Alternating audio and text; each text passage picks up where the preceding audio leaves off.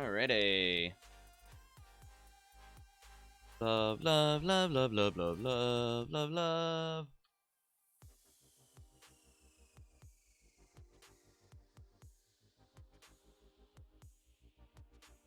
Love, love, love, love, love, love, love, love, love, love. On it.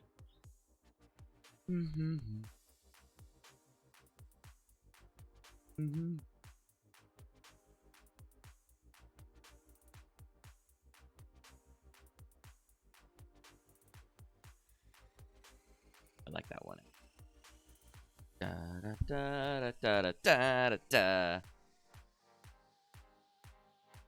Womp womp womp womp womp womp.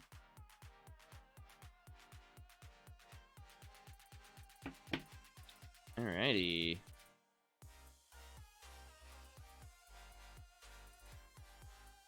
Yeah. Yas. Let's go here. Hit this one.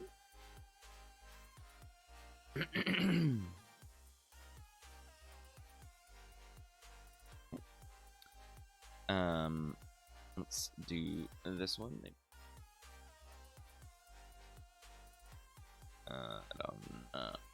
I don't know. Good morning. Start auto playing.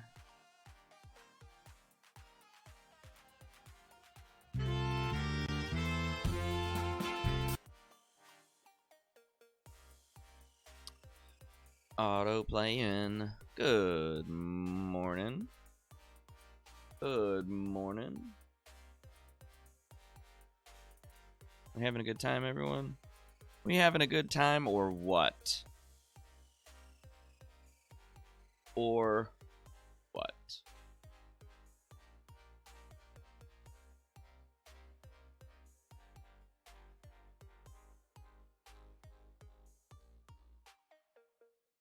Orientation love.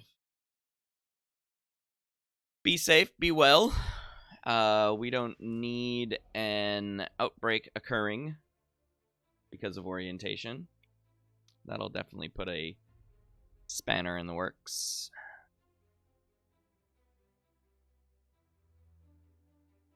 I am so pleased that you think that my class is that important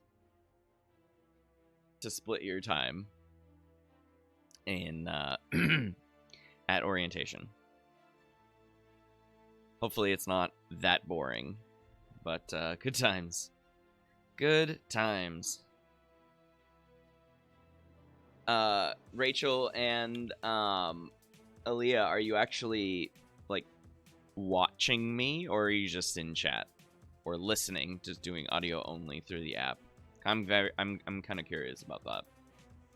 Morning, AJ.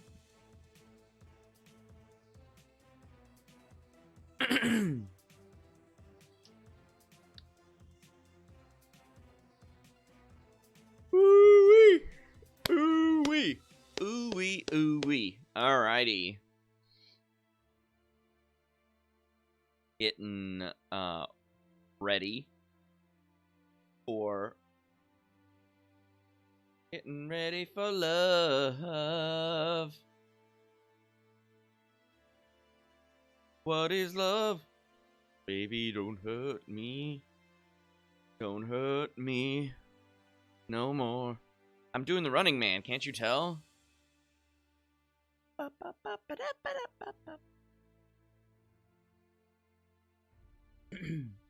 Good morning, morning, morning. Libbity gibbets.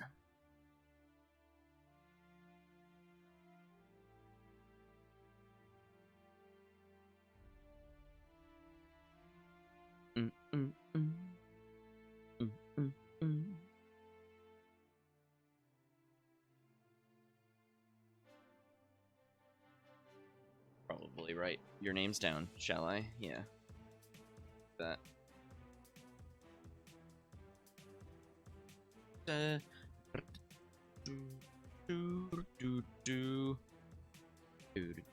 Do, do, do, do. Mm, mm,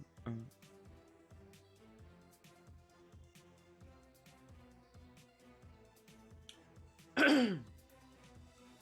Alrighty. Alrighty. Alrighty then.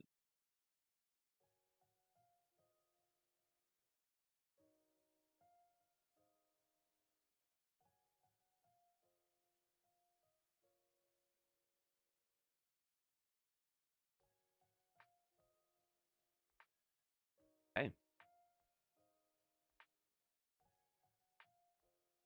How many loves? How many loves? Alright. So today is about close relationships and love. Love. It's what makes a Subaru a Subaru. God, I hate Subaru for that.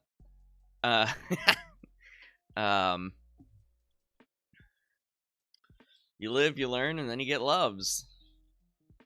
Love is used quite a bit in advertising, don't you think? It's used a lot in advertising.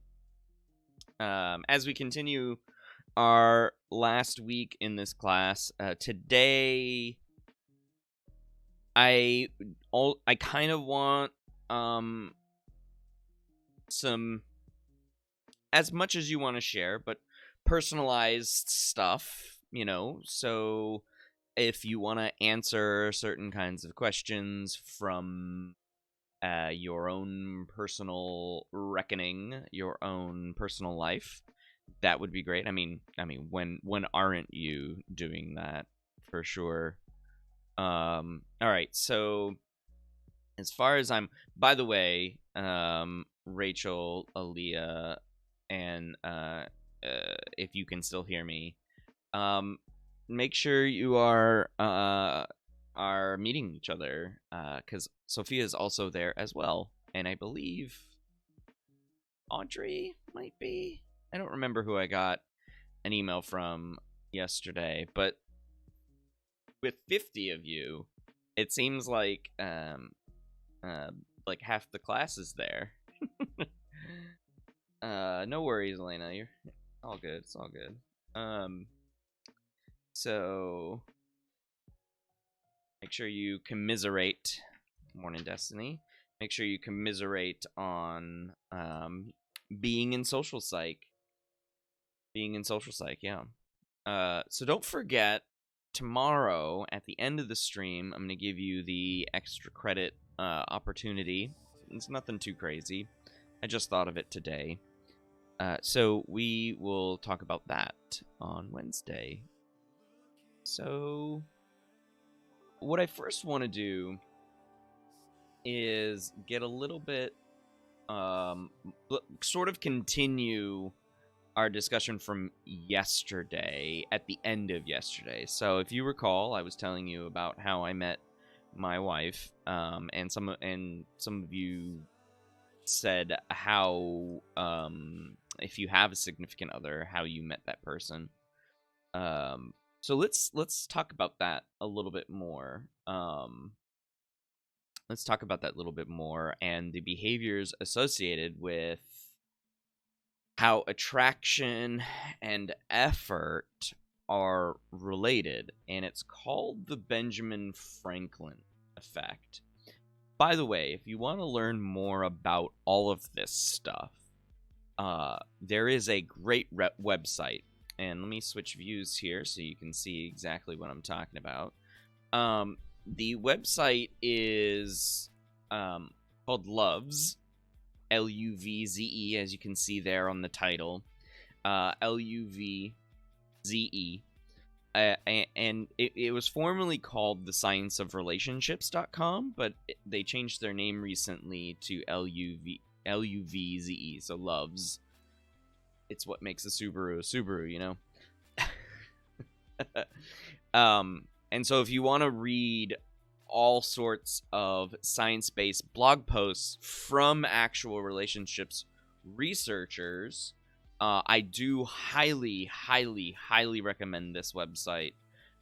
it is a gold mine if you are interested in, because there were a lot of great questions on the discussion forum this morning, and I couldn't, like, do I choose that one? Do I choose that one? Do I choose that one? Because I kind of really only pick one to not, like, oversaturate my focus. So I try to pick just one from each of you. But there were a lot of really good questions, and many of them, like, I'd say go to Loves and just, like, use their search, and I'm sure you can find something on it. And again, this is research-based blogging, kind of like what we've looked at already, like that research digest from the British Psychological Society and so on and so forth. So this is a really great source. But I want to talk about dating first, and then we'll sort of go through the progression, like as if the stream today is a relationship, right? So we got to start out fresh. We got to start out. So yesterday we went through the attraction, and it looks like, the stream and chat have some mutual understanding. So let's foster that. Let's see if we can create some sort of relationship from that. I hope you enjoy the analogy there. All right, so we're gonna start off with, how dating and then the effort that is put into dating and into a relationship can impact attraction, okay? Which is one part of what the idea or surrounding love is, right? This idea of passion, okay? This facet of love, this component of love called passion, right? So, Benjamin Franklin, you know him. He's on the $100 bill for whatever reason. Get those Benjamins, right? U.S. founding father, and this video will tell you why it's named as such. And look, he's a scientist. He's wearing a lab coat, okay? He's legit. Captions are on, too. Stop it. Okay.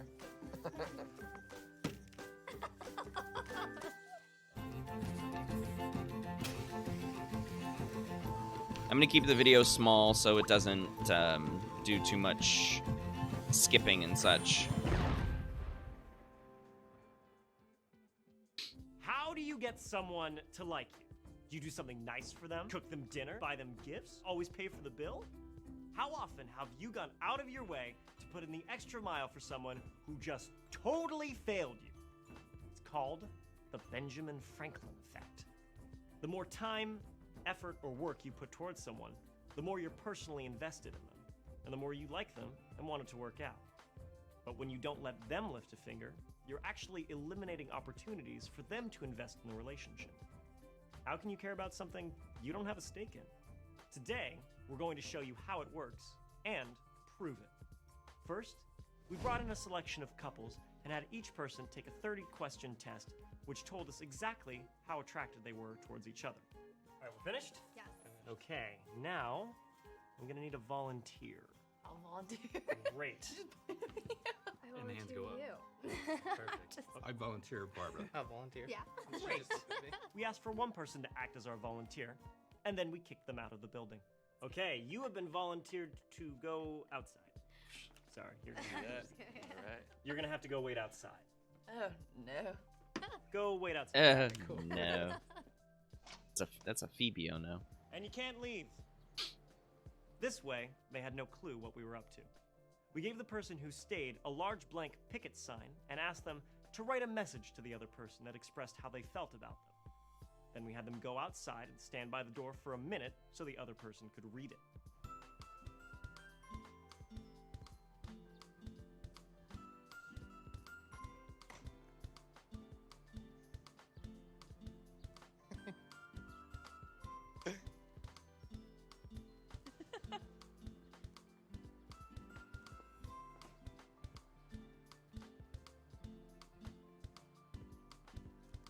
Me too.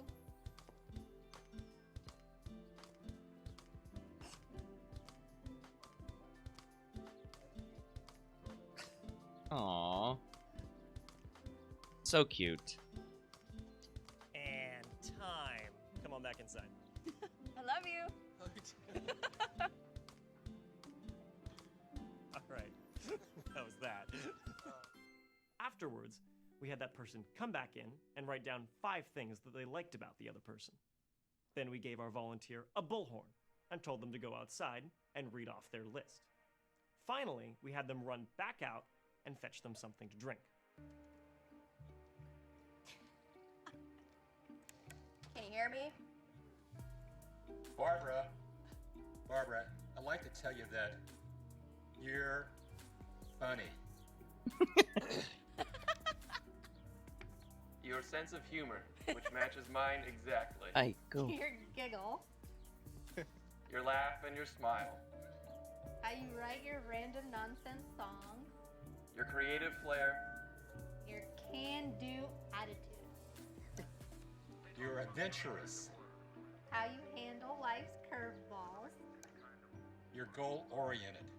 Your compassion for others, especially your willingness to go out of your way to help your friends. You're a great mother, and you're fun to be with. And your level-headedness in a town full of insane people.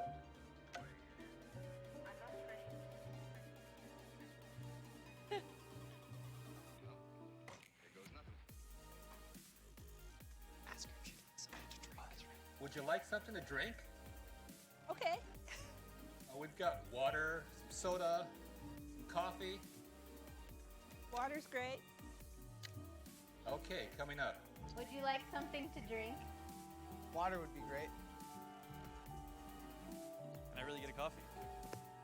Enjoy. Did you put something in it? Maybe. You'll find out. Yay! Do you get to stay? I don't think so. You're welcome. When they finished their marathon of niceness, we retested how attracted they were to each other. Those who went out of their way to be super nice to their partner became as much as 5% more attracted to them.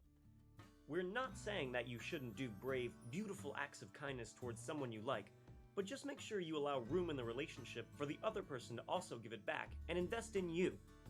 So maybe don't insist on paying the bill every time and driving to their place every time. Give them a shot to invest and put just as much into it as you do. Whether you're trying to get into a relationship or deep into a long-term one, give your partner a chance to contribute to it. I'm Julian, and this has been The Science of Love! Full pancake, subscribe. Alrighty.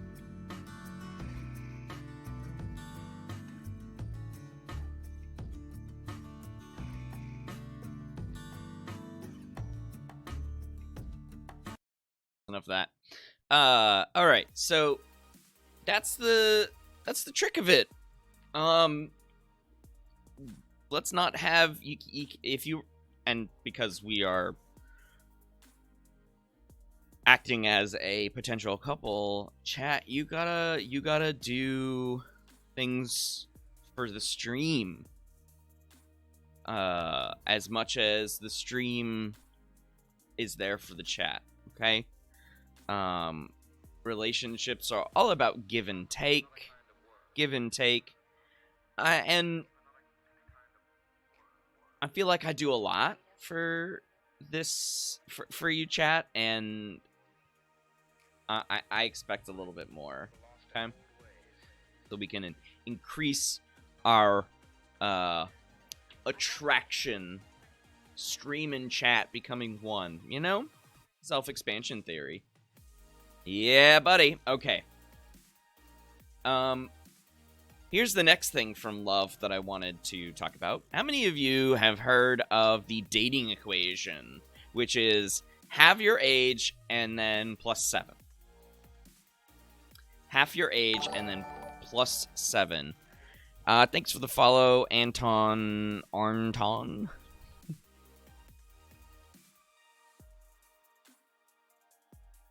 Half your age, then plus 7. So my dating equation would be and this would be the youngest person that you could date. Okay, this could be the youngest person that you could date. That's what the equation is supposed to be for. And so, for me, the youngest person, if I use this equation, would be 24. Because half my age would be 17 plus 7 is 24. So, anyone from 24 to 34 is the younger person that I could date. The 24 is the youngest. So if I dated somebody who was 21, that would beat you gross. That would be just gross, right? So actually, I don't think this is going to work out, chat. Because I don't think the average age of chat is 24. Sorry. I think I'm going to have to end it here. Anyways, have you heard about this? Let me know in chat if you've heard this dating equation. And if you've seen Mad Men, you might recognize these two people. John Hamm's John Hamm, and a vessel of January Jones. The vessel that is known as January Jones.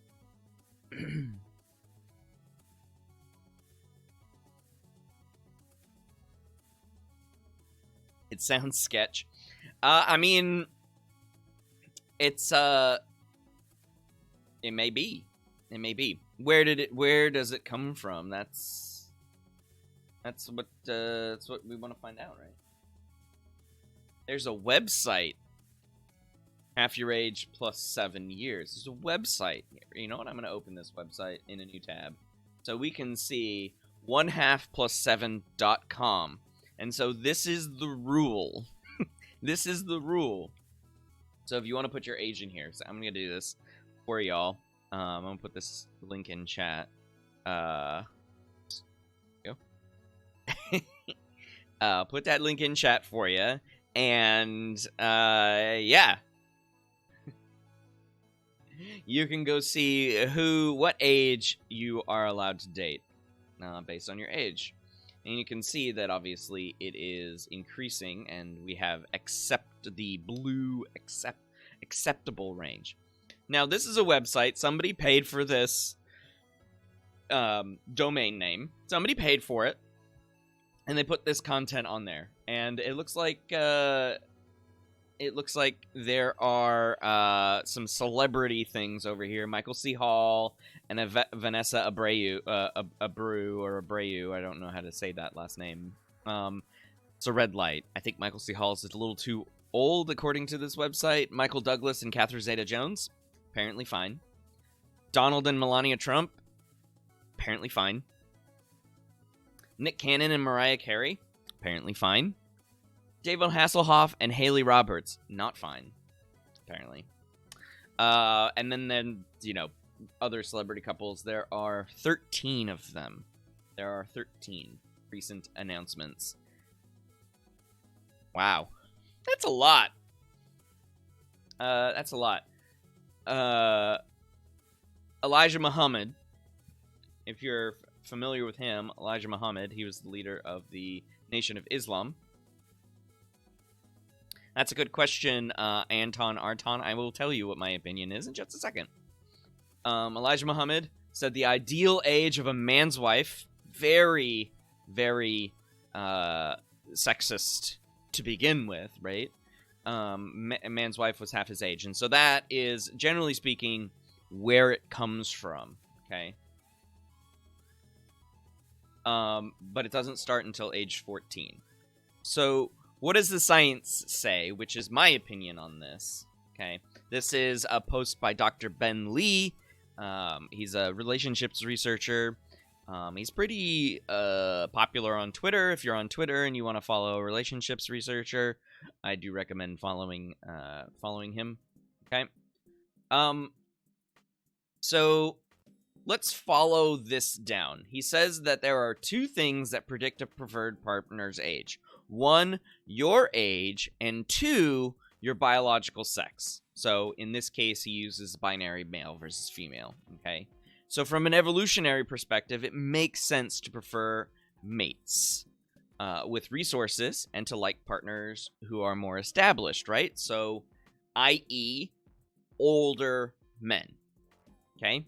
Older males. Males, on the other hand, are hypothesized to be most attracted to women in their reproductive prime, which means younger. Not sexual prime, reproductive prime, which means younger, okay? More opportunities for ovulation, more opportunities for viable implantation of the zygote into the uterine wall, okay? So that's younger females, okay? And data does support those two ideas from an evolutionary perspective. Here's what it looks like. Here's male graph, and you can see same age, and then as men get older, they prefer younger, okay?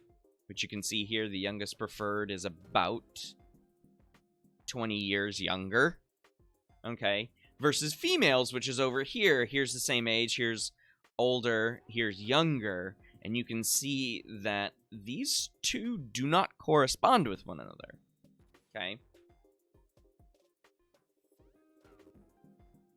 So we have the evolutionary science behind the rule somewhat. But is that the full story? Well, not quite, because it may prevent you from being a creep if you're a dude, but is it accurate? And so here's where this is differentially applied, which I think is kind of the BS part of the rule. This is where the half your age for men and women line up. And you can see that the vast majority of preferred ages for males is actually above or closer to same age than the line would predict. Same thing, but even worse for females. There's literally no correspondence here between the half your age rule, half your age plus 7 rule, with female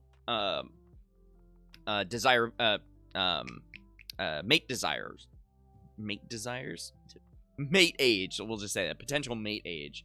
That's in this gray area right here, and the line does not overlap with it at all. So is it accurate? Absolutely not. And so that's my opinion. It's a garbage rule. It's a garbage rule from a scientific perspective. Societally, it is sexist because it only seems to apply to men. And so don't use it. If you don't want to be a creep, if you don't want to think that people will think you're a creep, then maybe you should or reorient your priorities. If you don't care about society thinking you're a creep, then, you know, whatever. Society's gonna think you're a creep. I don't know. You know, to each their own. What's his face?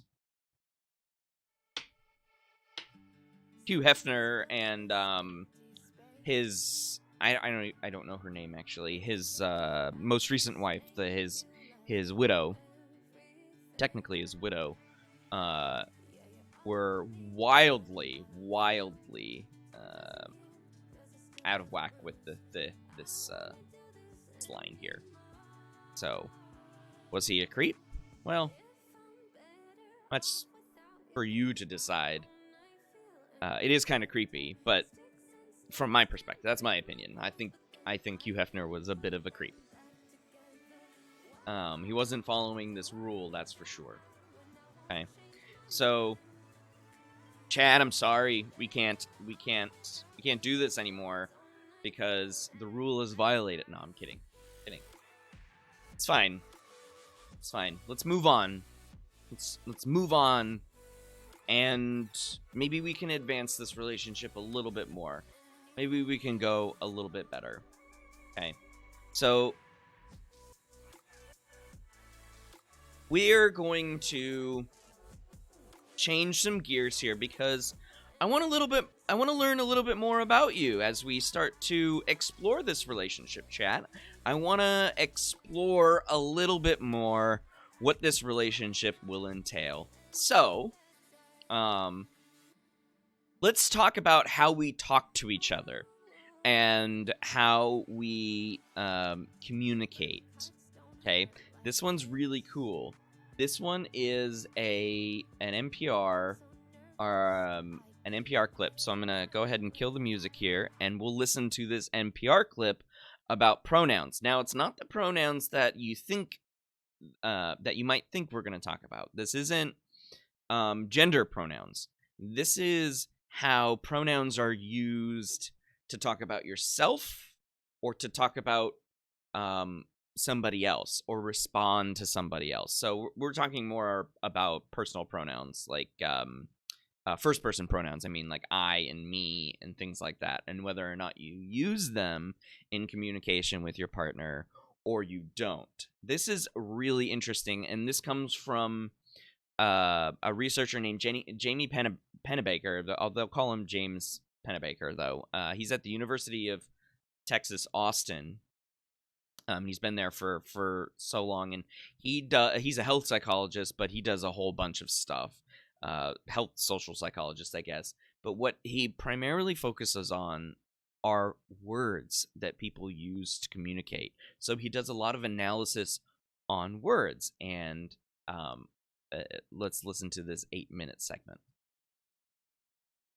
On a Monday, it's Morning Edition from NPR News. I'm Steve Inskeep. Today in Your Health, we look at words and how by carefully studying the words we use, we can discover all kinds of interesting but hidden things about our relationships and who we are and how we feel. NPR's Elise Spiegel begins her story in Washington, D.C., where a group of men and women recently gathered for speed dating.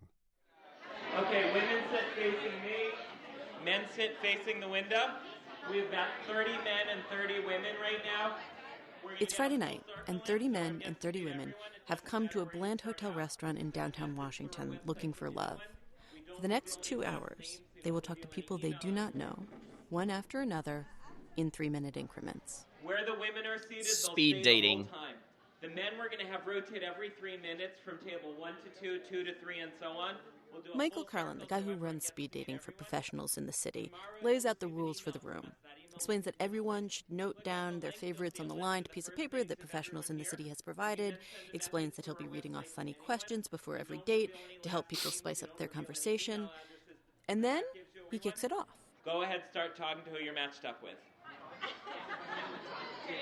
Now, as soon as Carlin does this, the room fills with this incredible wall of words. Just listen to it.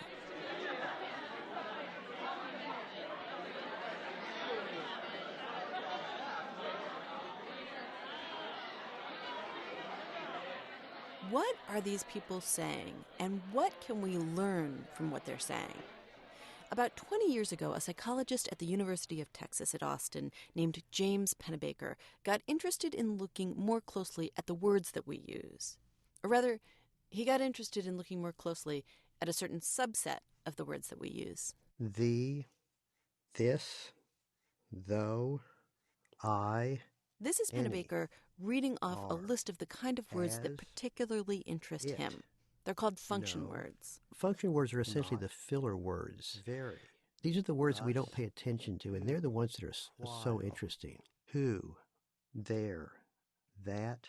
Now, according to the way that Pennebaker organizes language, there's another set of words. Content words. These content words, Pennebaker says, are heftier. Unlike function words, they actually conjure a specific image in your mind. He reads some examples. School, family, live, friends. Well, the way I think about it is I speak bad Spanish.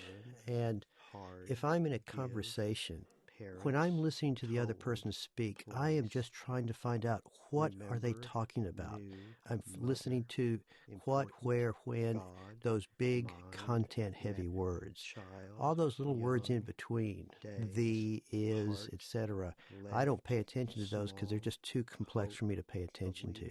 In fact, says Pennebaker, even in our native language, these function words are basically invisible to us. You can't hear them. Even though you and I are talking, you and I are not processing what the other person says in terms of these function words. Humans just aren't able to do it. Humans aren't able to do it, but computers are. Which is why in the early 90s, Pennebaker and some graduate students sat themselves down and wrote themselves a computer program that could instantly count and categorize every word that it encountered. They then used this program to ask all kinds of questions. Could you tell if someone was lying by carefully analyzing the way that they used function words? Looking only at a transcript, could you tell from function words whether someone was male or female, rich or poor? And what about relationships? What could you tell by looking at the way two people spoke to each other? Go ahead, start talking to who you're matched up with. Which brings us back to speed dating. See, one of the things that Pennebaker did was transcribe conversations that took place between people on speed dates to see how the couples used function words. This is what he found. We can predict, by analyzing their language, who will go on a date, who will match at rates better than the people themselves. Specifically, what Pennebaker found was that in the speed dating context, when the language style of two people matched, that is, when they used these function words in similar ways at similar rates, they were much more likely to contact each other later to go on a date.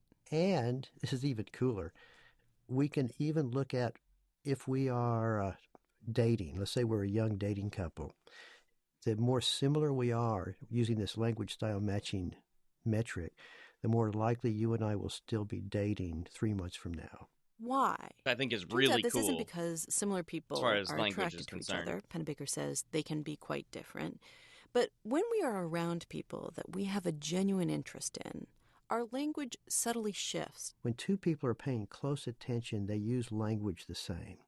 And it's one of these things that humans do automatically. They aren't aware of it, but if you look at their language carefully, you can see it. Now, Pennebaker has counted words to better understand lots of things, but I want to share his work on one subject in particular because I found it fascinating. He says that by analyzing people's use of function words, you can easily tell who among two people has more power in a relationship, their relative social status. And it's amazingly simple. Listen to the relative use of the word I. And the results are completely different from what most people would think. The person who is the higher status uses the word I less. To demonstrate this, Pennebaker actually brought in some of his own email. These are emails that I wrote long before Right I here. started studying status, so I was not manipulating this to make me look good or bad. And again, we're listening to how people in different power positions use the word I. So here's an email Single that I word. received from an undergraduate named Pam. Dear Dr. Pennebaker, I was part of your introductory psychology class last semester.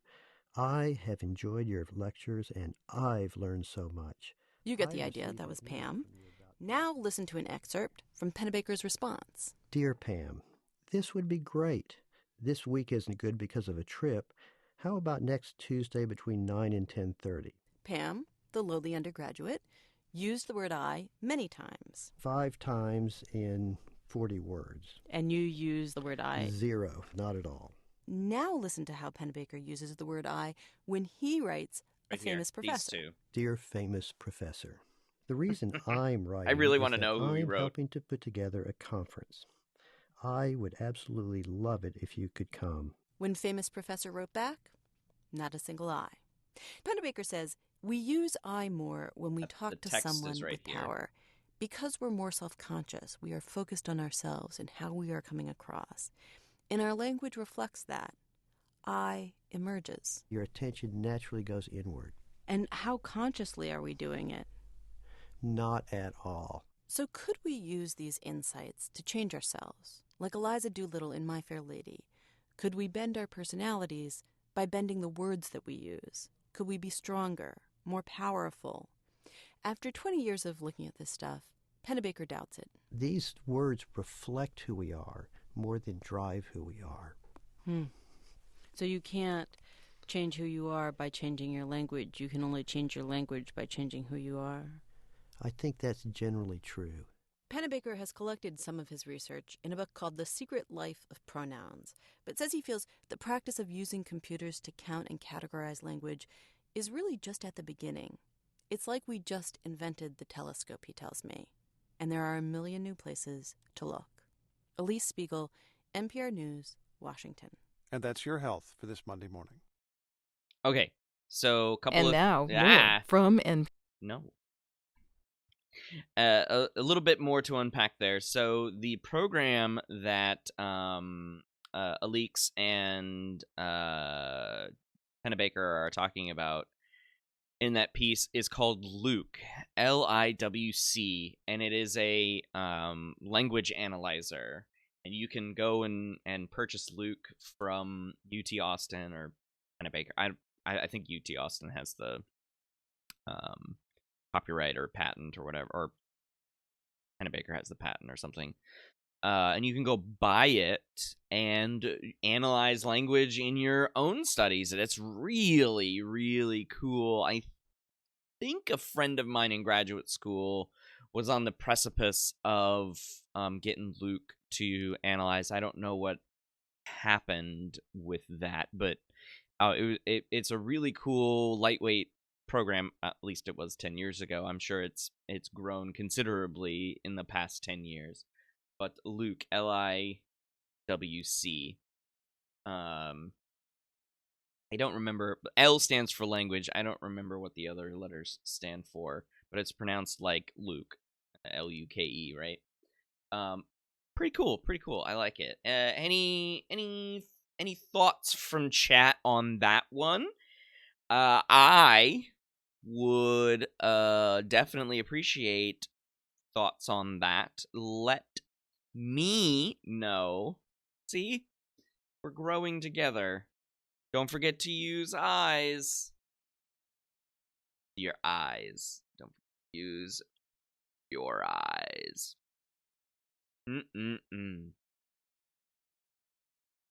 What do we think, chat? Do I? Are there fewer eyes from the stream than you would like? Is this power dynamic too topsy-turvy? Too one-sided? Let me know. We can work it out, right?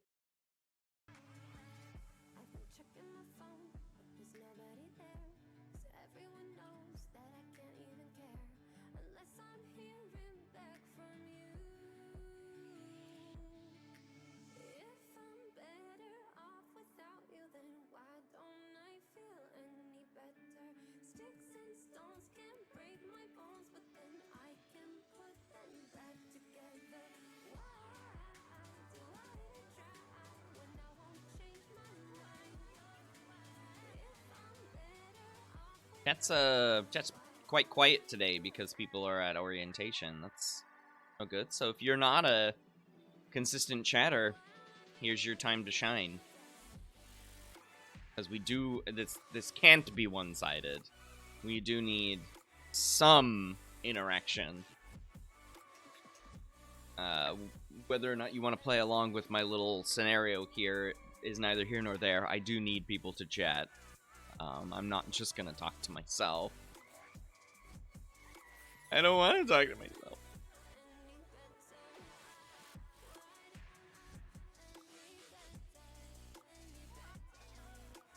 As we're still dating, chat, let's talk about Tinder a little bit. Tinder. So,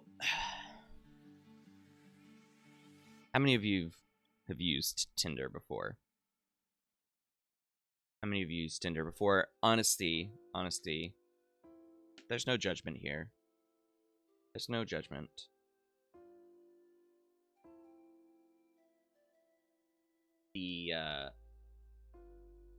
flame symbol here, Tinder. Okay, I'm talking specifically about Tinder, no other apps, nothing like Bumble or even things like on the other end like Grindr, nothing like that. Just Tinder.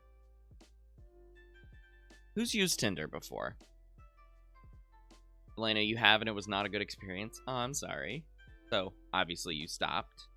Madison has. Okay. All right. We're getting somewhere here. We're getting some here.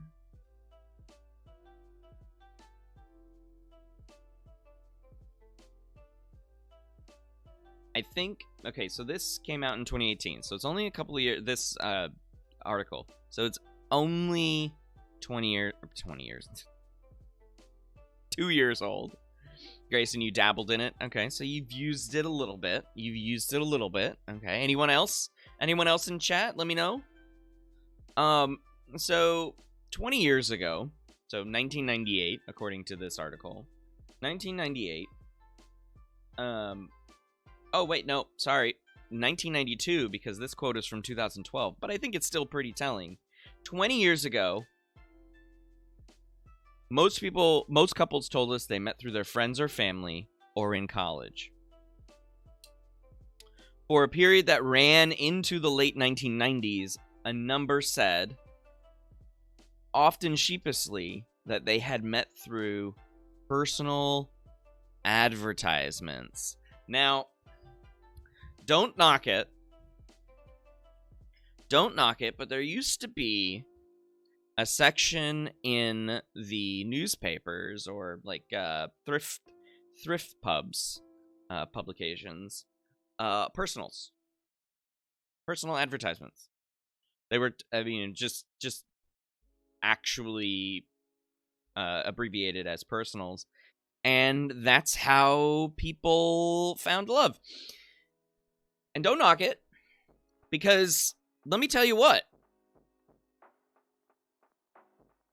That's all that Tinder is. That's all that Bumble is. That's all Match.com. You know, it just went from one medium, newspapers, to another medium, the internet, and websites, right? So we've, anybody use Hinge? Or Coffee Meets Bagel? Or Happen?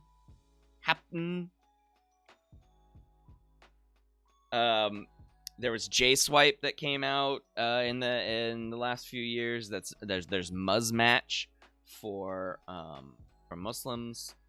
I think there are so many apps out there, man. But the one that ruled them all is the swiping right and the swiping left. Swiping right, swiping left. Swipe right, swipe left. It's very easy. There wasn't this like I'm gonna put all of my stuff on a profile and let an algorithm sort of match me with people like Match.com or OkCupid or something like that, which have apps but didn't actually start as apps. They started as websites where you put as much information as you can about who you are as a person and let a computer algorithm try to match you with somebody. It was a revelation, but apps in the last 5-10 years have changed that to be more simplistic. Tinder, swiping right or left. And swiping left is like, I don't care to know this person, right? Is that what it was? I've literally never used Tinder in my life. Not even as a joke. Like, literally have never used it. So swiping left is like, ugh. And swiping right is like, maybe. Right? And then if you swipe right on the same person or whatever, or you swipe right on them and they swipe right on you, then that like connects you. Is that how it works? I don't really know how it works. I've just heard a lot about it. Right? But Tinder came out in 2012, so it's had 6 years for this article. 6 years for this article. and 8 years for us presently. What you looking for? No, it's hanging in the garage. Along the driver's side wall. Can I get a blanket? All right. So the swiping right, swiping left, right? Very easy. You get a picture and some details, and it seemingly changed the dating landscape this last decade. The 20 teens had a dramatic shift in dating because of this paragraph here. There's been plenty of hand-wringing and gnashing of teeth over how Tinder could reinvent dating. Maybe it would transform the dating scene into an endless virtual marketplace where singles could shop for each other, like Amazon for human companionship. That sounds post-apocalyptic, by the way. Or perhaps it would turn into minimal effort, transactional pursuit of on-demand hookups, like Uber for sex. But the reality of dating in the age of apps is a little more nuanced than that. The relationship economy has certainly changed in terms of how humans find and court their potential partners, but what people are looking for is largely the same as it ever was: companionship and or sexual satisfaction. Meanwhile, the underlying challenges, the loneliness, the boredom, the roller coaster of hope and disappointment of being single and looking, or single and looking for something, haven't gone away. They simply changed shape. Now, I will go ahead and, if you want to read the rest of this article, it's The Atlantic, so it's long. A long read. It's an afternoon read.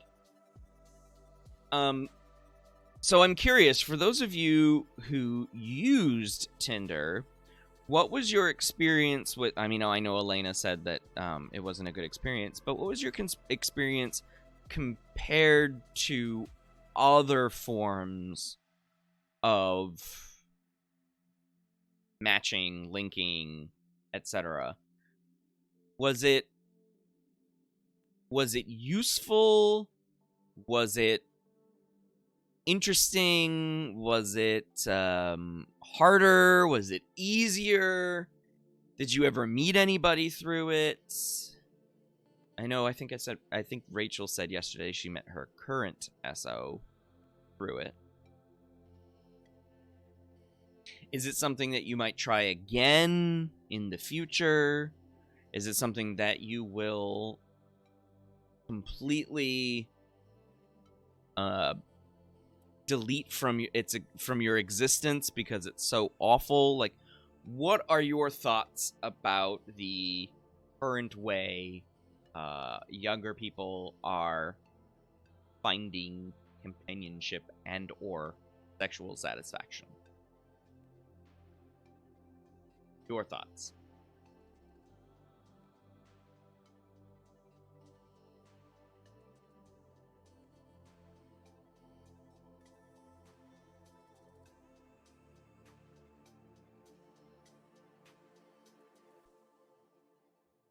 Oh, Madison, you also met your significant other through it, but you haven't tried any other app like Tinder.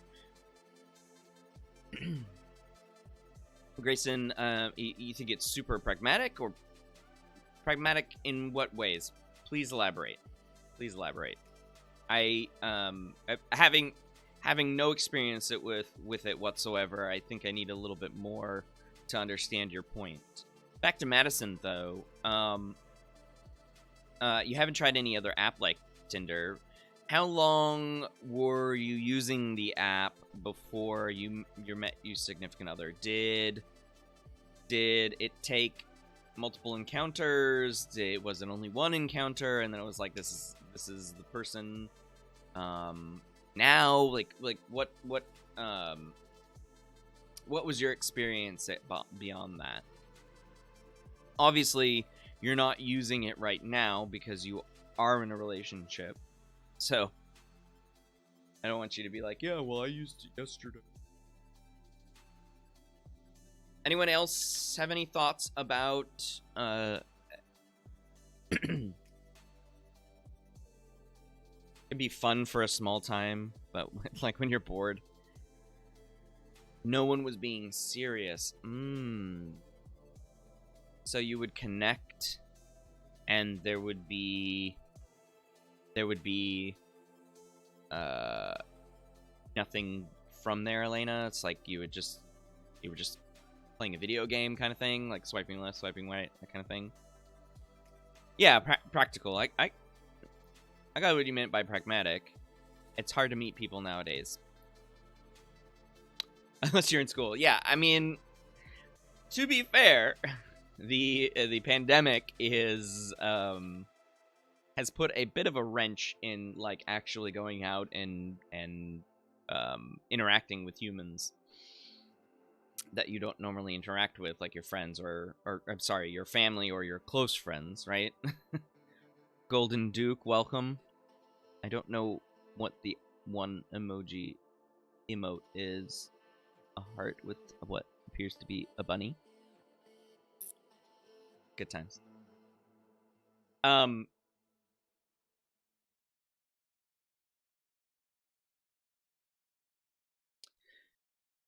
thanks, Madison. Match with many different people, but it really depends if you match with who you match with can hold conversation or not. So what you're saying is there are a lot of dummies on Tinder. And you can say that I said that.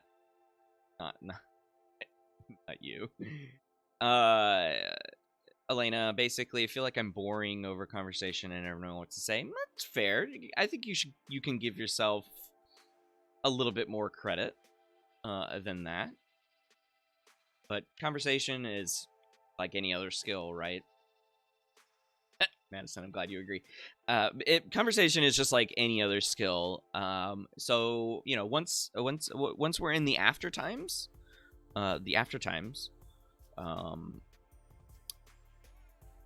if you want to work on that skill a little bit more, I would recommend going on speed dating. I would recommend doing speed dating because that would help you grow your conversational skills because you have to do it very quickly. And you don't have to go to speed, and this is just a broad suggestion to anyone who wants to work on their conversational skills, but aren't necessarily looking for like a partner or even a hookup from speed dating. Like it's actually, from what I've heard, that speed dating can help, especially guys, get over some of their fears with talking to the sex that they are attracted to. So whatever their sexual orientation to, whether it be men, women, or other genders, speed dating kind of helps with that. So if that's something that you want to look into in the after times, don't do it now. If anybody's doing speed dating now, I hate you, and you're the reason why you're making it worse. So don't go on speed dating right now. Please no. Golden Duke, the public on Tinder is what? Did you not hear me, or are you upset with what I said? Because I said dummies. I called them dummies with absolutely no background on it. It's just what it said. No upset. It's all a joke. It's all a joke. You're not a dummy. I don't use Tinder, so it's true. It's true. Well, why are you upset then? You should just, I resemble that comment. How dare you?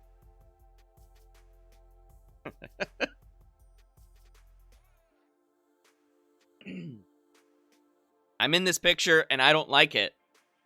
Oh, not upset. Gotcha. No worries, no worries. Okay. I'm in this picture, and I don't like it.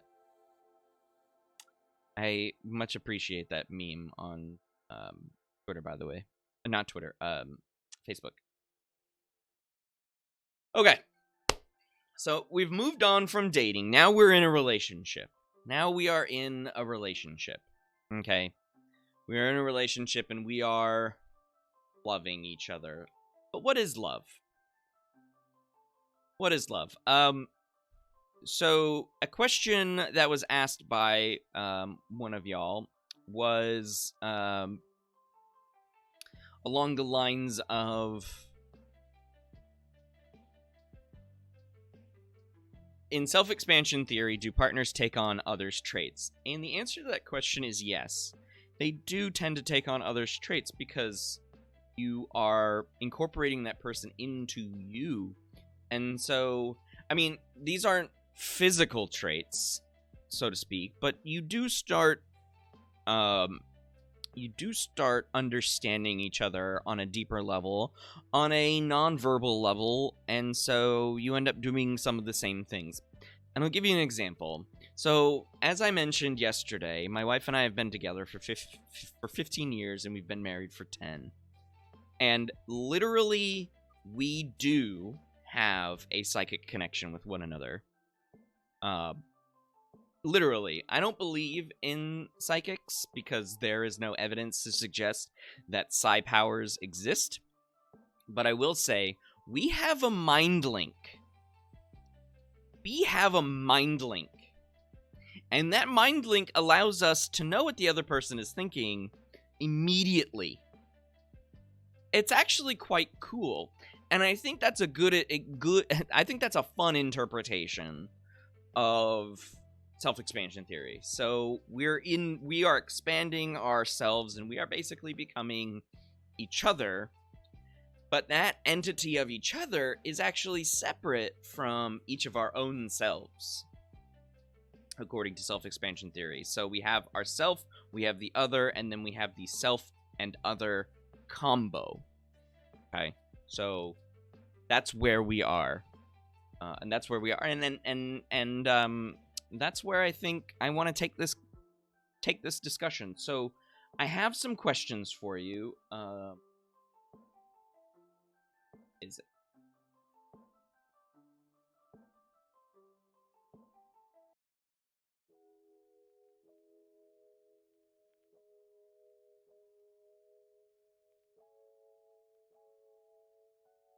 Harmonic bond of brainwaves. Potentially. Yeah, I like that. Ride with that one. Okay. So I have a question, chat, and it's very important. This has to do with our internal opioid system. So you're probably familiar with opioids.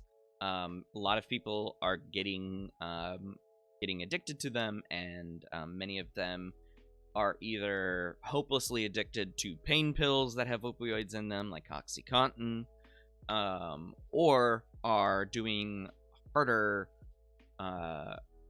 opioids like heroin or fentanyl, and many of those people are dying, right?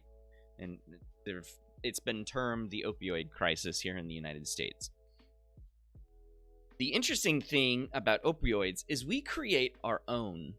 We create our own opioids. They're called endogenous opioids. And the receptors that our own endogenous opioids that they connect to, so we create them, they connect to receptors, they reduce things like, they reduce pain, and they create calmness. Oxytocin is one of those endogenous opioids. Okay.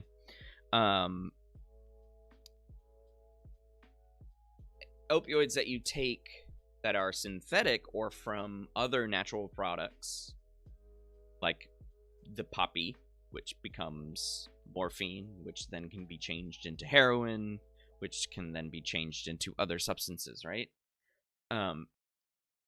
Those also bind to those receptor sites, which reduce pain, make us calm, and do all sorts of other things. And if you take too much, it overloads your system. Now, why am I bringing this up when we're talking about love and not talking about drugs? It's because opioids also connect us with other humans. Oxytocin being the major one that does that, right? So, in 1978, a couple of researchers found that morphine mimicked the body's natural opiates, okay? And naloxone would block them, which is great. So we're moving on from that. So that was the 1970s. Now I want to talk about the question that I have for you. Okay. All right. So we have the connection between a longing for the opioids, whether that is something like heroin or the loving amount of oxytocin that you get from being in love and bonded with another human. So the question is, what is the most extreme thing that you have ever done to be accepted by a group or another person? Drop that in chat. What is the most extreme thing you have ever done to be accepted by a group or another person? You don't have to tell me who or what group. You just have to tell me what behavior you engaged in for that love, for that belonging, for that affiliation. What's the most extreme thing you have done? I would say that I've spent thousands of dollars and dozens of hours on a plane ride for my love. Don't take that the wrong way. She's not a mail order. Right.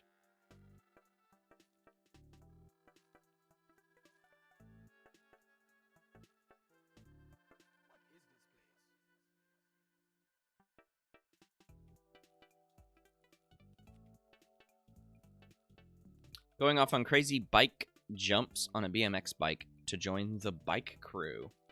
Okay. Did you hurt yourself? Oh, Grayson. Let's not joke about that.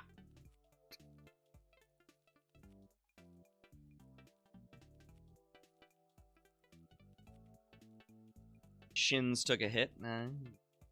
Ooh. Ugh. It's rough. Egging people's cars. You know, egg, when it dries, will just completely start eating up paint, and, yeah. Those people probably were like, "Curse you, McGraw!" I know. Who else?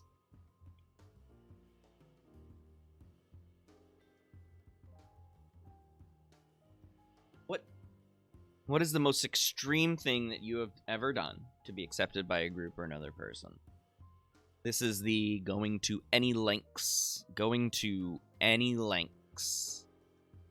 Getting that opiate high in your brain. Squirt, squirt. Squirt, squirt.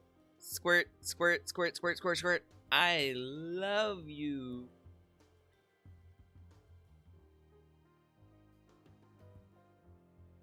I love you.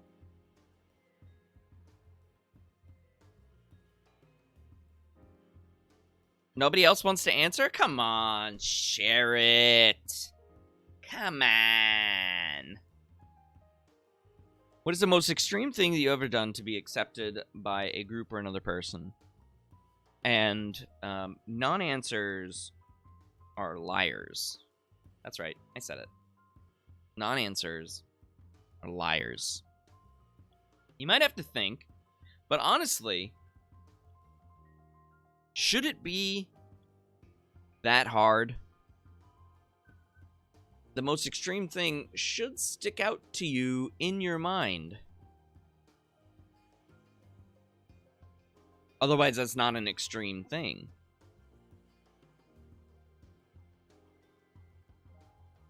Right? All right. So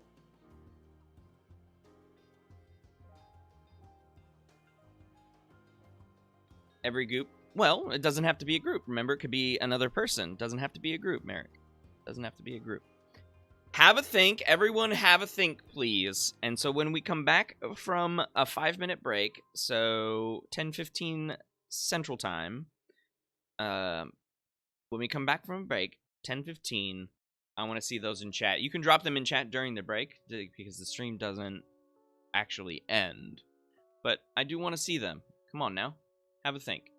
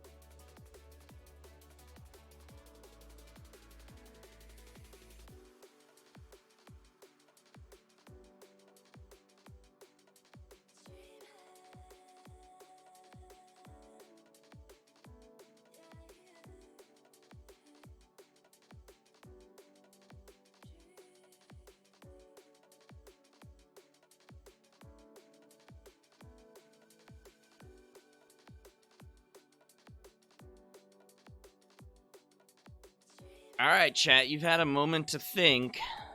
What do we got? What do we got?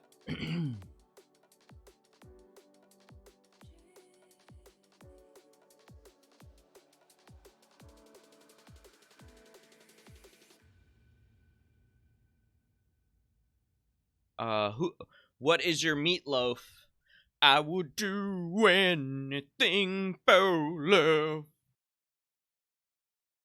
Yes, I would do anything for love. I would do anything for love, but I won't do that. He never describes what that is.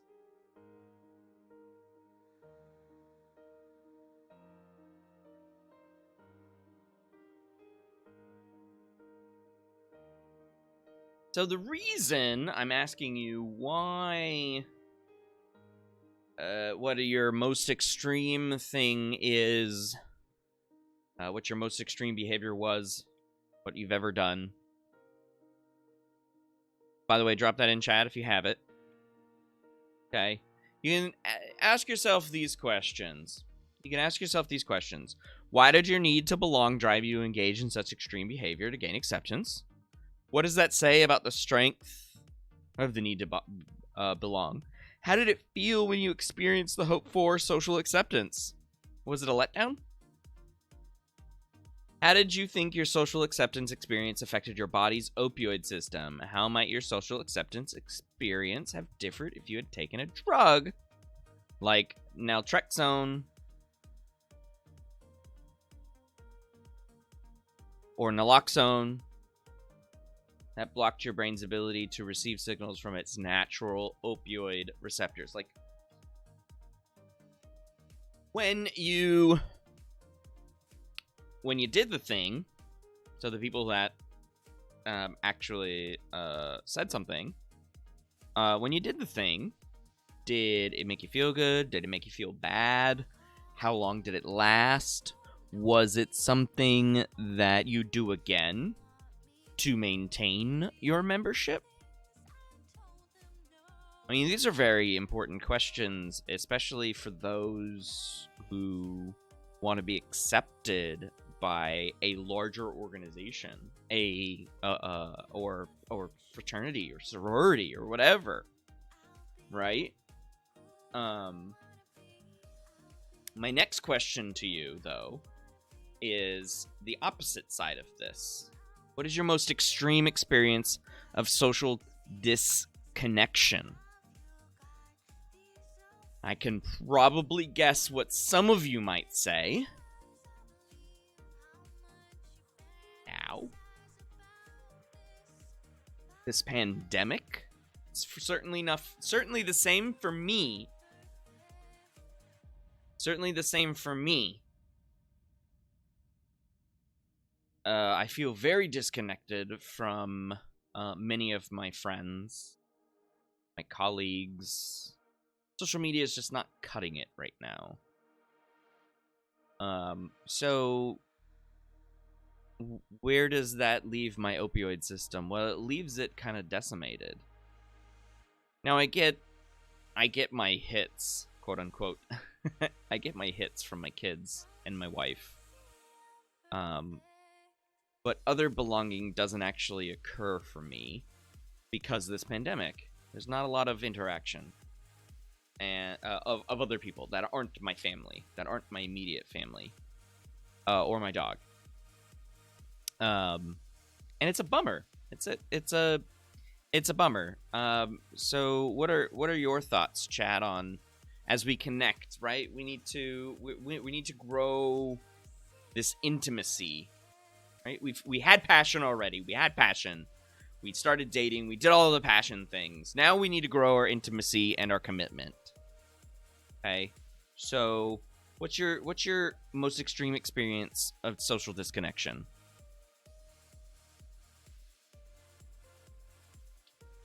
And I will await for responses. I'm gonna phone from. Oh, I can click back now.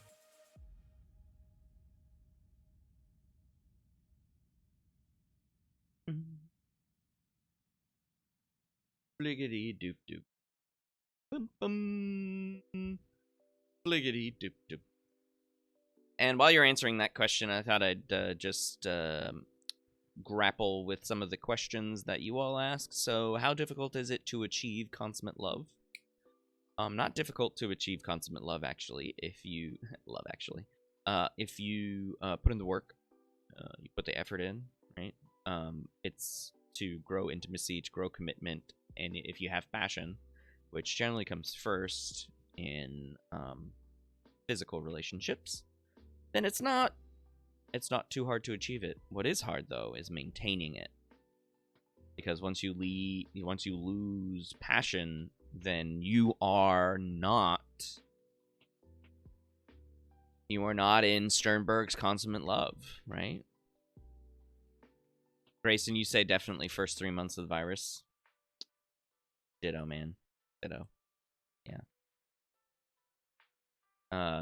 Anybody else have thoughts about your deepest, darkest, extreme feelings of social disconnection? Social disconnection. Is there a fine line between codependency and love?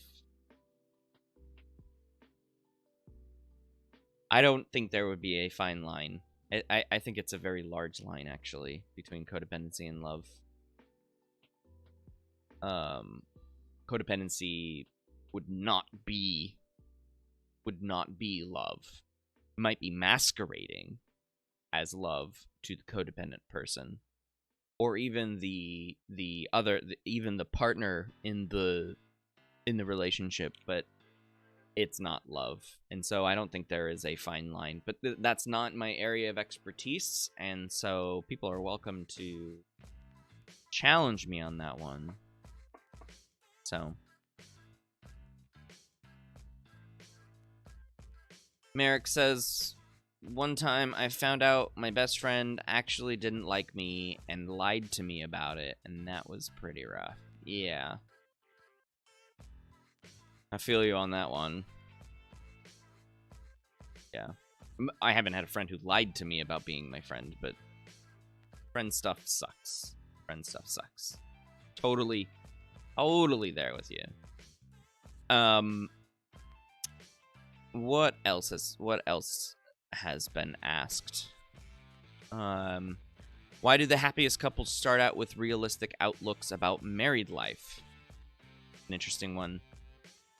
Because married life is hard. Anyone who tells you that it's easy, doesn't speak to their spouse, doesn't engage with their spouse. Oh yeah, it's easy. I'm just here, me by myself. Ben Affleck got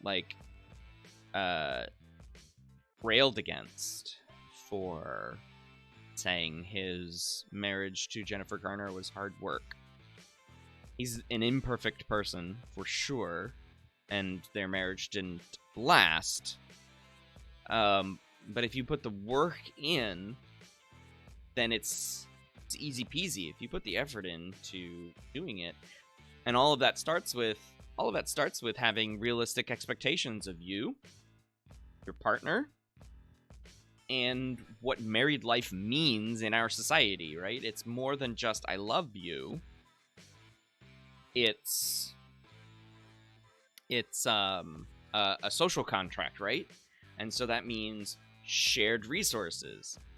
In many instances, there's nuance depending on where you live, but in Western society, it's shared resources. It's shared lives. So not only can you make decisions for your partner if they're incapacitated, you can, screw them over and clean out your bank account and run away, a la, Gone Girl. So, shared lives. And so if you have realistic expectations about that, about all of those things, then I think marital satisfaction. Now, it's not the only thing about marital satisfaction, but it is. Oh yeah, there's tons of fMRI research. Rips on Trips. Thanks for the follow. There's a ton of research on relationships. One of the biggest struggles with that, though, is that you can't have two people in the scanner at the same time. But take a look at loves.com. Do I have another one open? Yeah, I do. This is one that I was also going to talk about when we later, because yeah, we can talk about it now, actually. This is not an fMRI study, but if you go to loves.com, L-U-V-Z-E, this blog is devoted 100% to close relationships research, specifically research. And there are a number of bloggers who are researchers. So earlier in the stream, we looked at a post that was made by Dr. Ben Lee, and this one is Dr. Samantha Joel.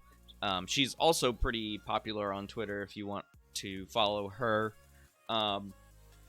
And so they do have discussions of fMRI research in their blogs, hundreds of posts, and so I definitely do recommend that. There are limitations, of course. It's a good question, but there are limitations because you can't ask two people in a relationship the same question at the same time and record their brain at the same time, unless they're in two different research locations, which, again, the logistics of that just seems incredibly ridiculous. But there are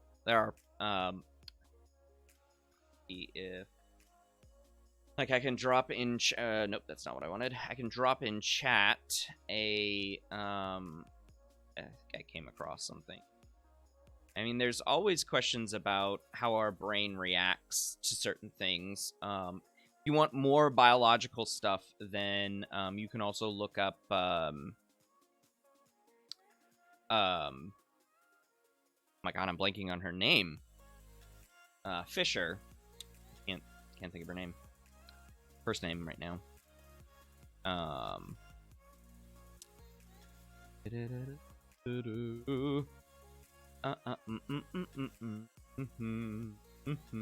Here we go. This was a New York Times article. Now, your mileage may vary on the... Oh, page was broken. Ah, bummer. The link is broken. Let me... What does New Love look like? Let me see if I can find it. Maybe the link was just broken. New Times. There it is.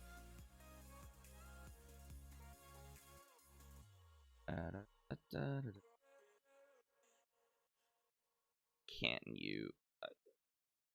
oh my gosh. Okay, well, it's not going to let me look at it because I don't have a New York Times subscription, rips, but here's one you can go look at. Sure. There's more on that for sure. There's more on. All right, chat. We were making this relationship go, but there's one sticky point that we haven't discussed, which is sex. And I want to make a distinction here that sex not required for love, and love is not required for sex. Nor are they sufficient for each other. Completely separate things. Completely separate things. You can have sex with somebody you have absolutely no feelings for. You don't even have to like them, according to Rubin, but you can still have sex. Because sex is a behavior. And love is an emotion. And the interesting thing is that people do... touchdown? Is that people feel the same way. Love is abstract. Sex is concrete. You don't need one or the other in an actual relationship. And there was a good question. I think, Merrick, you asked this question in the discussion forum. There appears to be a correlation in sexual events and marital quality. I can modify that to say just relationship quality, both decreasing over the years. Are they causal? Well, the answer to that question is no, it's not causal. It's always going to be correlational because you can't force people to stop having sex because that would be unethical. If they want to have sex, they should be allowed to have sex, and vice versa. So there's no way that we can actually manipulate this in relationship. Pun intended. There's no way you can manipulate that variable in order to isolate the desire to have sex versus the non-desire to have sex as people age. So there's that. So it's always going to be a correlation. The other thing that is a part of that correlation, which makes it somewhat problematic, not 100% problematic, because it is still a confounding variable, but you can control it fairly easily, and that's age. Right, and so what you're seeing when you're asked the question is there appears to be a correlation in sexual events and marital quality, both decreasing over time, and that is because people age and become less sexual just in general. Now, of course, there are exceptions to that general principle, but for the most part, males and females tend to just, as they age, become less sexual, less desire to have sex, less desire for the purpose of sex. But does that mean there is no passion? Does that mean then 100% this couple who doesn't have sex anymore and sleeps in different beds, whatever, it doesn't have consummate love? And the answer to that question is no. They can have passion. You can think about your grandparents, right? The worst thing in the world is to think about your grandparents having sex, but they did when they were younger. I mean, that's a fact of nature. They had to have sex to at least have one of your parents, right? And your parents had to have sex because they had you, right? Apologies if that is blunt for some people's liking, but that is the truth, right? But over time, your grandparents probably aren't doing things, but, look at what if they're still alive, of course. And so my grandparents hit their 65th wedding anniversary back in the 90s. And they were so keen on each other still. 65, wait. No, it wasn't the 65th anniversary. Sorry. Too far. Shoot, what was it? It was 55th. Sorry, 55th. Their 55th wedding anniversary, they were still super into each other. Like, I could see it myself. And I was, 9, something like that. Not 55th, 50th. Why do I suck at time right now? It was their 50th wedding anniversary, and I was like 9. And I could see it. They still had passion for each other. They still had that fire. They still wanted to be near each other. And that is different from having a companion, being somebody to hang out with, than wanting to be with that person, right? But there's less sex. There's less sex.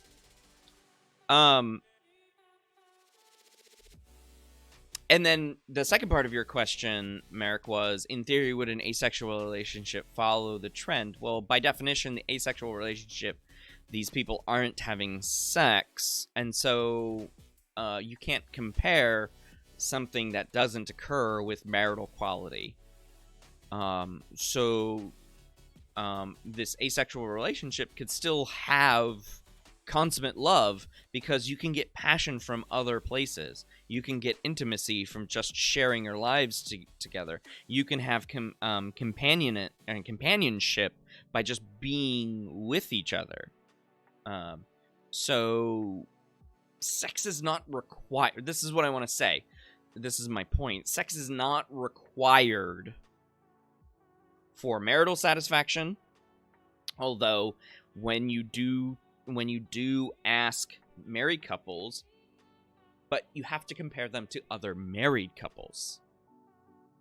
Okay, you can't just say married couples have better marital satisfaction or happiness or quality compared to somebody else. It's just they're comparing married couples to other married couples, and those that seem to be having more sex do seem to be adding that component to their quality.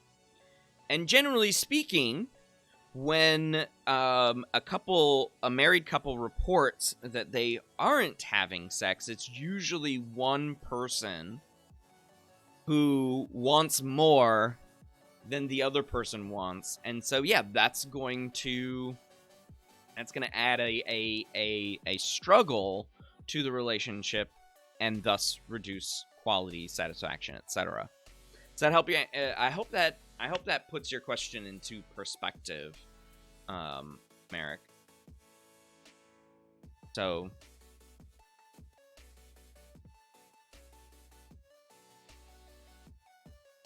Rips on Trips, that's a good question. I am not a relationships researcher, so I do defer to other experts, and that's why I really like Loves, which used to be called thescienceofrelationships.com. Now it's just Loves, spelled like that. They do a very good job of making sure that the research that they're sharing with their audience is up to date and recent. So if I mean, what do you mean by outdated? Is it just that your textbook is too old, or the ideas seem to follow along traditional lines? Very heterosexist, like, is that, or heteronormative? Is that what you're saying? Or is it something like there's no discussion of something like polygamy or polygyny, or even polyandry? Curriculum is from the 90s. Yeah, I would say that's outdated. That's 20 plus years old, depending on when it was published. Yeah, for sure. The psych of gender, the psych of love, the psych of relationships, and everything has advanced really, really dramatically in the past 20 years. Just think of the increasing acceptance of LGBT in the United States, statistically speaking, or the better late than never marriage equality Supreme Court decision, or the countless studies that show that having two parents, regardless if they're opposite gender or same gender, are better prepared to for good development of children. Like it, yeah, that sucks. I'm sorry you're dealing with family therapy from the 1990s, because it's dynamic. Family dynamics have changed considerably. Even just the internet has changed that, right? Just the internet. Ugh. So, yeah. But along those lines, I did want to talk about polygamy and polygyny and polyandry. This is from Psych today. So have we heard, chat? Have we heard of polygamy? I'm sure you've heard of polygamy, But have you heard of polygyny? Polygyny.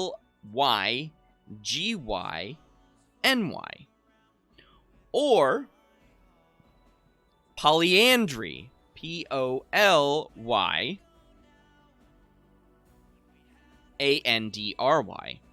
Okay? So we have polygyny and we have polyandry.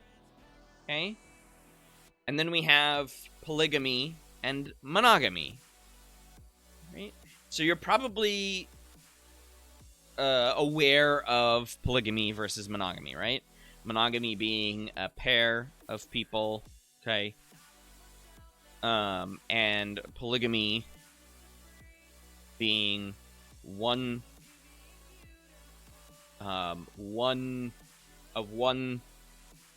person and then multiple of the other.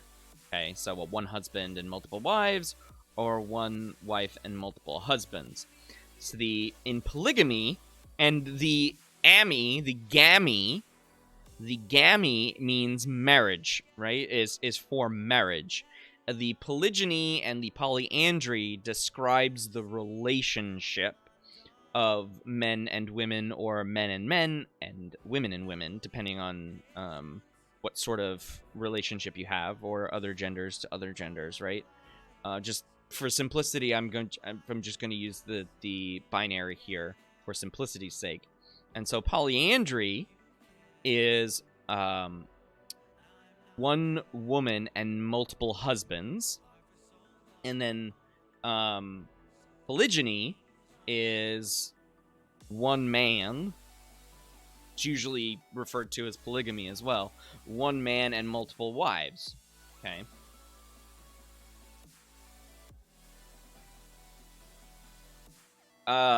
Research on Big Five correlations? No, I don't. No. And then there's polyamory. I'm pretty sure there's been stuff on Big Five and relationship style rips.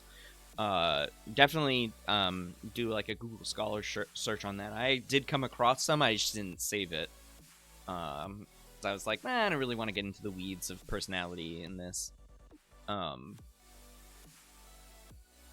So Grayson mentions polyamory, and then there's polyamory, which is just sort of like the umbrella term for pretty much all of this, because it's polyamory just it translates to multiple love, whereas in the other way you have various changes on that, and there are words for all of this, right? So polyamory these days is in reference to a situation where there are multiple people in a single relationship. And this could be multiple boyfriends, multiple girlfriends, whatever the combination is. A lot of times they're threesomes, and they define their relationship on their own terms, right? But the interesting thing about, and the reason why I'm here, is the paradox of polygamy. Why most women benefit from polygamy and most men benefit from monogamy. So there is a clear difference here, and this article explains why resources creates this paradox for men and women. Polygamy is great for women because of resources. If there is one dude that has a lot of resources, then women will benefit from an evolutionary perspective for getting those resources. Whereas men don't necessarily need that. They just need the woman for her health and her womb and her ability to procreate. And so having one source for that is better for men, according to this research, right? But it's gross. Oh, I'm just kidding. He's gross. We have rules against it, right? We have rules against it in the United States. And that's because it differentially impacts women than it does men. And of course, we have this idea that polygamy can only be polygyny. We have polygamy can only be polygyny. And monogamy is the way that we couple. But humans don't necessarily need to be monogamous. We don't need to be monogamous. We don't need to look at polyamorous couples and say they're out of the norm because they're engaging in some strange behavior when they're actually just engaging in behavior that reflects humanity, right? I honestly think this is hilarious, Grayson, because you mentioned Mel Gibson yesterday, and there's his mugshot from his racist tirade back in, 2003, I think it was. This is that picture. And when I saw it, I'm like, I gotta show them that. But he used to be called one of the 50 beautiful people. Beautiful people, the beautiful people. So why can't polygamy be polyandry? Well, there are some societies that actually do participate in polyandry. In Tibet, a woman will have multiple husbands, and they'll be brothers. These men will be brothers, and she will engage in sex with them and have their children as a way to combine resources, combine scarce resources. But in the United States, the individualistic nature of and the historical sexist subjugation of women tends to take the polygamy argument and only allow for polygyny, one man, multiple women. And if you've seen something like Big Love, or if you've heard of the history of the Mormon Church in Utah, you get things about moral relativism and wrong. This is wrong, and this argument versus evolutionary arguments, right? Something that we previously thought was quite bizarre and morally wrong, like polygyny, begins to look quite natural and common. So then you look at those men who had multiple wives, and you're like, okay, what were they doing that for? Was it the woman's choice to be married, to be the third wife, or was it the man doing something that he shouldn't have been? And you'll find both. You'll find both. So questions about that. Questions about that from chat. Running low on.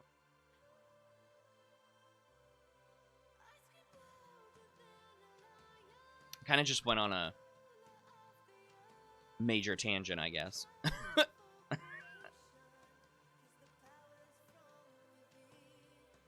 My point is, just to bring this, just to kind of put a bow on the last maybe 5 or 10 minutes, is that monogamy is not the way in the light. You can be polyamorous. That floats your boat. And if everyone in a polygamous, whether it be polygynous or polyandrous, have agency to be there, there's no need to put your morality on them because they're doing just fine. That's my point. To each their own. Now, in the United States, it is illegal to be married to multiple people at the same time. So, I mean, there is the law part of this. But if somebody wants to have a polyamorous, non-marital relationship, if people, I should say, not someone, if people want to have polyamorous relationships, leave them alone! Leave them alone! It's just human. It's just human.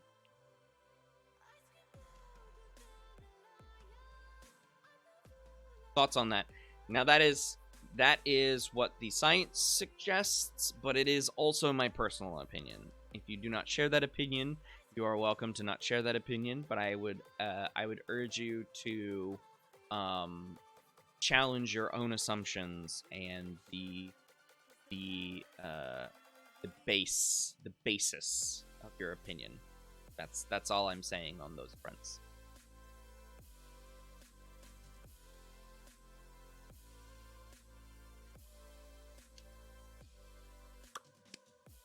Any comments, questions, anything else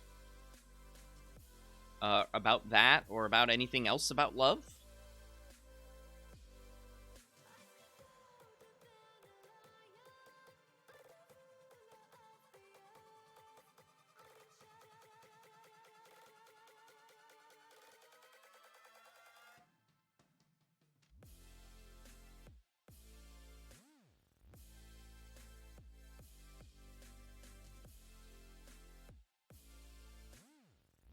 So the last thing I want to end with, the thing that I want to end with today is, and so everybody needs to be on their keyboards ASAP, is a feel-good moment. What are your everyday experiences that make you feel loved? Let me know in chat right now. What are the everyday experiences that make you feel loved? Doesn't have to be from a significant other, so if you're single, doesn't mean you are incapable of feeling love in a given day. What are the things that make you feel loved? Behaviors, phrases, people. Just what makes you feel loved on a day-to-day basis. Rips on trips, dog videos on Instagram from your girlfriend. Like that. Dog videos. Wake up in the morning to dog laying on the side.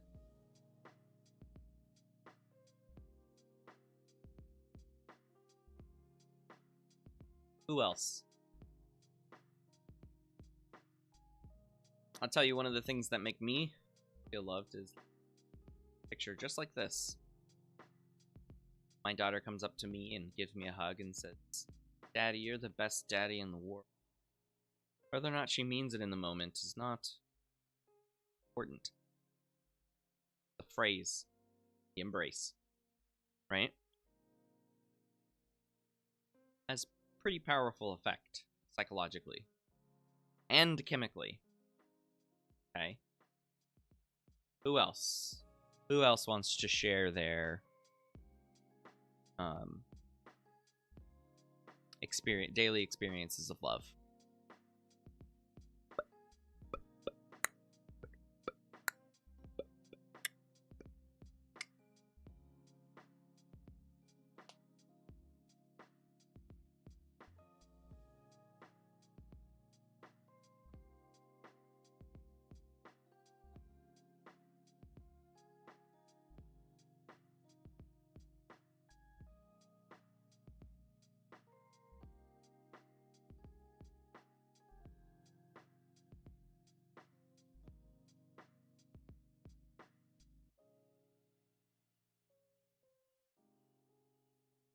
Study suggested. Participants agreed, so these were US participants, that making love, having sex, being hugged, receiving compliments and gifts, all seek to make us feel loved. But there was an even stronger agreement that mundane yet touching gestures make us feel loved, such as our pets being happy to see us, a child snuggling up to us, or someone showing us compassion showing one another compassion. I think that one hits you right here. Okay, when somebody goes, I see you struggling, and I want to give you the room for that struggle. And if you want it, the help for that struggle. Even if the help is just me being here and listening. That's strong. That's strong. The ability to have compassion, having compassion for a person, does go hand in hand with empathy. Being able to understand where somebody is coming from, being able to be in someone's shoes, I think is the greatest love that anyone could ever share with any human being. And I will leave you with that. I will leave you with that. Whoops. Didn't mean to do that. So, tomorrow, we're gonna go the opposite direction on this and talk about aggression. Fighting people. With feet and fists, as well as words. So, yeah. We'll jump into that. Again, I'm available on Zoom if you want to chat about anything further. The link is in your email. Other than that, bye, everybody. Have a good rest of your day and enjoy the afternoon.